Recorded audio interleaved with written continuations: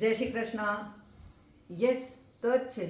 જો તજનો પાવડર 3 ચપટી તજનો પાવડર રોજ રાત્રે તમે 1 કપ પાણીમાં પલાળી દો અને સવારે જો ઉઠીને પી લેશો તો એક તો કોલેસ્ટ્રોલ ફ્રી છે, બીજું સોડિયમ ફ્રી છે, ત્રીજું તમારું શુગર ફ્રી છે અને ચોથું ફેટ ફ્રી છે.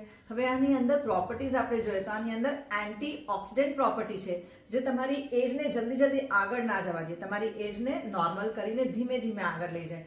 આની અંદર એન્ટી ઇન્ફ્લેમેટરી પ્રોપર્ટી છે. તમારા શરીરમાં આંખથી લઈને પગના તળિયા સુધીમાં ક્યાં પણ સોજા હોય એ બધા સોજા ઉતરી જાય જો તમે આ તજનો સેવન કરશો. આનાથી તમારું કોલેસ્ટ્રોલ ક્લિયર થઈ જશે.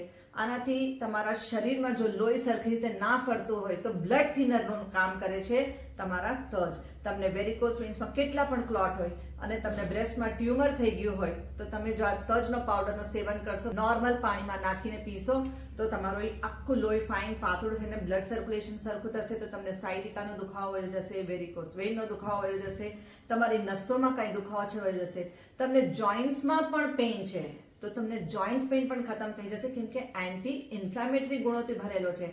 અને સાથે તમને રૂમેટિક પેઇન છે, આર્થરાઇટિસ પેઇન છે, ની પેઇન છે, આ બધા દુખાવામાં આરામ આવી જશે. તમે આ 3 ચપટી પાણીમાં નાખીને સવારે રોજ પી લેશો. કરશો તો તમારી હેલ્થ તમારા હાથમાં છે. જય શ્રી કૃષ્ણ.